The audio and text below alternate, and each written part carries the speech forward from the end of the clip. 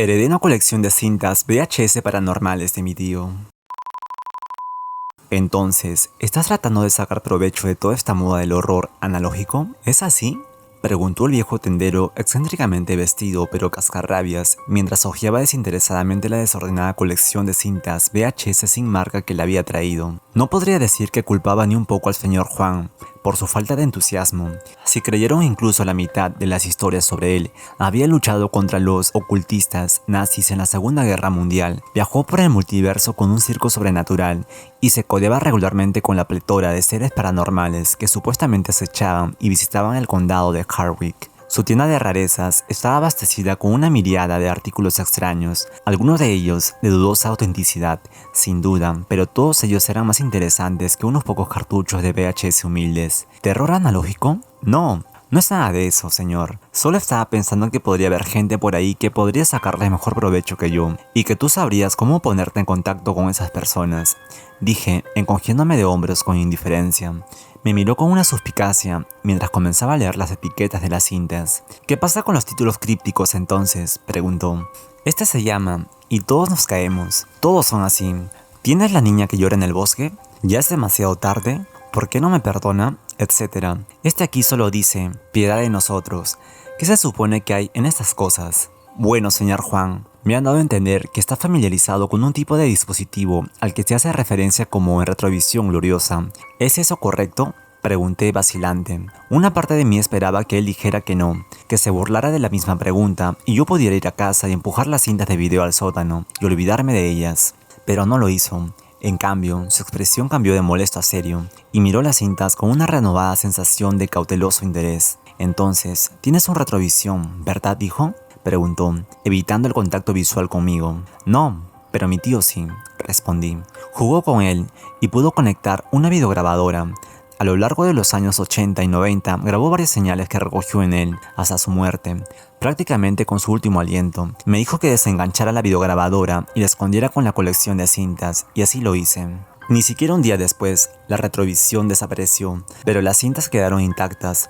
No sé quién lo tomó o cómo se enteraron tan rápido de la muerte de mi tío, pero solo puedo suponer que no sabían sobre las cintas. Estaba aterrorizado de que se enteraran de las modificaciones y regresaran por las cintas, pero nunca lo hicieron, y han estado en mi posesión desde entonces. Mi tío me dijo que nunca mirara las cintas solo, y tenía demasiado miedo de contarle a alguien más sobre ellas, así que nunca las he visto. No sé qué hay en ellos, pero sé el tipo de cosas que puedes ver en un retrovisión, así que pensé que podrían valer algo para el comprador correcto. Entonces, ¿tu tío lleva muerto unos 20 años? ¿Por qué solo lo ofendes ahora?, preguntó el señor, arqueando una ceja con escepticismo. Bueno, yo era bastante todavía un niño cuando murió, y cuando tuve la edad suficiente para empezar a investigar las conexiones ocultas de mi tío, me había olvidado en gran medida de las cintas, le expliqué. Recientemente comencé a hurgar en una página para ver si podía encontrar algo que pudiera haber tenido algo que ver con mi tío, y así es como descubrí este lugar. ¿Qué dices? Tal vez debería sacar un anuncio en ese sitio, reflexionó. ¿No te diste cuenta si al otro lado de la calle estaba publicado algún anuncio allí, verdad? No noté ningún anuncio en absoluto mientras estuve allí, en realidad, respondí. No tengo idea de lo que eso significa, pero me encanta, se rió. De todos modos, volvamos a los negocios. Estás diciendo que estas cintas son grabaciones de una retrovisión que hizo tu tío, pero aparte de eso, ¿no tienes idea de lo que hay en ellas? Eso es correcto, señor. Sí, asentí obedientemente. Dejó escapar un leve gruñido, mientras sopesaba pensativo el videocassette en sus manos. Escucha, chico. Antes de hacerte una oferta, voy a tener que revisar al menos algunos de estos para asegurarme de que sean legítimos, dijo, señalando con la cabeza el combo de TV VCR de 13 pulgadas que ya tenía, esperando en su escritorio. Dudé un momento, sabía antes de entrar que él necesitaría ver los videos y había estado deseando ver finalmente lo que había en las cintas yo mismo, pero después de tantos años de evitar las cintas, quizás comprensiblemente desconfiaba de lo que sucedería cuando finalmente revelara sus secretos. Sí. ¿Crees que seguro? Entonces sí, adelante, dije con un asentimiento reacio. No hay necesidad de ser tan melodramático. Todavía estamos hablando de grabaciones de VHS de 20 a 40 años, dijo el señor Juan, mientras metía la cinta que decía piedad de nosotros en la videograbadora y presionaba reproducir. Después de unos segundos de estática, apareció en la pantalla una imagen granulada y desaturada de un hombre en una silla. La silla estaba hecha de acero oxidado y tenía un diseño marcadamente utilitario, mientras que la habitación en la que estaba sentado era de concreto desnudo hasta donde podíamos ver. El hombre estaba completamente calvo con un rostro demacrado y demacrado. Sus ojos eran de un amarillo ictérico y su piel estaba bronceada como papel envejecido y colgaba flojamente de su rostro, como si recientemente hubiera perdido una enorme cantidad de peso. Sus ropas estaban harapientas y tejidas con una tela tosca y descolorida, y me pregunté si sería algún tipo de prisionero político. Ciertamente daba la impresión de ser un hombre inocente que había sufrido mucho injustamente. Sus ojos suplicaban piedad al espectador. Mantuvo la mirada en la cámara durante unos segundos, miró un trozo de papel en sus manos y luego se aclaró la garganta. No fue nuestra culpa, dijo con una voz ronca que apenas logró ser más fuerte que un susurro. Exigieron sacrificio, exigieron obediencia. No pudimos resistirnos. Toda nuestra fuerza, de mente, de voluntad y de carne, fue sacrificada en su nombre, y nos habíamos vuelto demasiado débiles para resistir. La necesidad de alimentar los motores de la guerra ha dejado a nuestro mundo casi privado de vida, y sin embargo, fue una industria que nos dejó hambrientos, empobrecidos, golpeados y mutilados, devastados por la enfermedad. Eso es lo que se exigió de nosotros, que alimentáramos a todo el mundo con la señal hasta que no quedara nada, y que nunca nos atreviéramos a tomar ni una reacción extra de gachas para nosotros. Todo lo que fue creado fue a la causa, sacrificamos tanto, y ya no tenemos nada que sacrificar. No podríamos haberlos desafiado aunque hubiéramos querido, y todo lo que queríamos era un respiro de nuestra terrible experiencia. ¿Qué más se puede esperar que alguien quiera, cuando finalmente ya no servimos para nada? Cuando ya no teníamos más para dar, dijeron que finalmente era hora que seamos recompensados y que nuestra recompensa sería la de la trascendencia. Dijeron que la señal nos ayudaría a lograr la iluminación, para ayudarnos a entender que el mundo arruinado fue nuestra recompensa, que era mejor así, más tranquilo, pero no funcionó. La señal los retorció y ahora nos está retorciendo a nosotros y no podemos parar. Lo escuchamos ahora, siempre, pase lo que pase, y tomará todo lo que pueda de nosotros hasta que seamos miserables y desamparados, e incluso entonces no se saciará. La señal no se detendrá, no se puede detener. ¿Puedes oírlo todavía?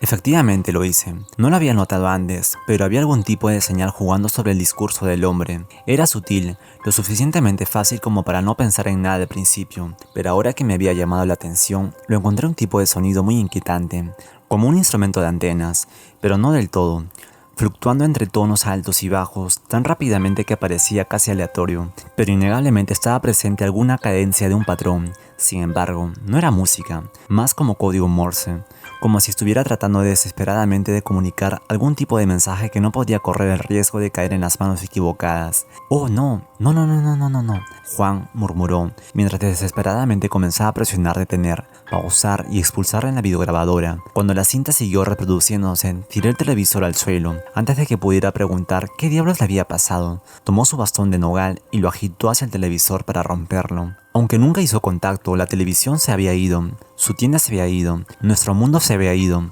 En cambio, solo éramos él y yo, en una ciudad desolada y abandonada. Los edificios y la infraestructura eran completamente utilitarios en su diseño, todos grises, duros y fríos, al igual que la silla y la habitación en la que el hombre había estado sentado. Aparte de Juan y yo, no había ni una pizca de color o algo vivo en visión. No había ruido ambiental en absoluto. El aire estaba quieto y sin embargo olía a tormenta que se avecinaba, y las nubes brumosas en lo alto estaban tan inmóviles que no me habría sorprendido saber que estaba mirando un techo pintado. ¡Hijo de fruta!, Juan gritó de frustración mientras caía de rodillas, golpeando el espacio vacío donde había estado la televisión. Yo, por otro lado, me quedé allí en un silencio estupefacto. Nunca antes me habían trasflocado y mi cerebro luchaba por comprender lo que acababa de suceder. Por supuesto que eso es lo que significaba, la estigma de nosotros, tan estúpido. Juan se maldijo a sí mismo. «Juan, ¿de qué estás hablando?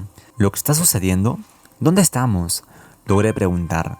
Dejó escapar un largo suspiro antes de girarse para mirarme con una expresión sombria. «El reino de los desamparados», respondió sombriamente. «Es un mundo devastado por años y décadas de escalada de la guerra psicotrónica hasta que no quedó nadie contra quien luchar. Esa fue una señal psicotrónica que escuchaste, y una vez que estuvo lo suficientemente profunda en nuestros cerebros, nos llevó a esta realidad. Tu tío debe haberlo encontrado en retrovisión, como alguien que pisa una vieja mina terrestre. Lo miré con incredulidad por un momento, tratando de decir si le creía o no. El tono sobrenatural de la luz gris que caía sobre los edificios vacíos y brutales que nos rodeaban me empujó hacia lo primero. Realmente has visitado otras realidades antes, ¿no? Murmuré en voz baja, mientras trataba de recordar todas las locas historias que había leído sobre él. Digamos que he tenido algo de experiencia en el trabajo en algunos lugares exóticos, dijo mientras se ponía de pie. Escucha, lo más importante en este momento es que mantengas la calma y hagas exactamente lo que te digo. Las armas psicotrónicas que los gobiernos de este mundo usaron para torturar a sus enemigos y subyugar a sus propios ciudadanos penetraron más y más profundamente hasta que el tejido mismo de su realidad comenzó a desmoronarse. Y es por eso que la señal puede filtrarse a otras realidades. Así es como nos atrajeron y también es como podemos regresar. Necesitamos encontrar el punto débil por el que caímos y usarlos para volver a cruzar antes de que ya no seamos compatibles con nuestra propia realidad. ¿Qué demonios significa eso?, exigí. No es un área de conversación productiva en este momento. Eso es lo que significa, respondió Juan. Dame tu teléfono ahora. Exasperado, metí la mano en mi bolsillo y lo agarré, comprobando la intensidad de la señal antes de dárselo. No tengo bares, ni wifi, nada, le expliqué. Eso no le importará a quien llame, dijo, arrebatándolo de mi mano. Juro que el número que marcó era solo el número 7 11 veces, pero a pesar de eso y de la ausencia de algo parecido en una red celular, escuché que el teléfono comenzaba a sonar. Vamos, Gary, no me pongas en espera. Ah, y chico, cállate. No queremos llamar la atención sobre nosotros mismos. ¿Yo? Tú eres el que maldijo el maldito asesinato y asaltó el suelo en el instante en que llegamos aquí. Le recordé por un segundo. Parecía que iba a replicarme, pero luego vi que su rostro se retorcía en una mueca de terror cuando se dio cuenta de que yo tenía la razón. «Oh, no», murmuró mientras comenzaba a girar la cabeza en todas direcciones. No sabía lo que estaba buscando, pero también comencé a mirar a mi alrededor, pensando que fuera lo que fuera, probablemente lo reconocería cuando lo viera. Efectivamente lo hice.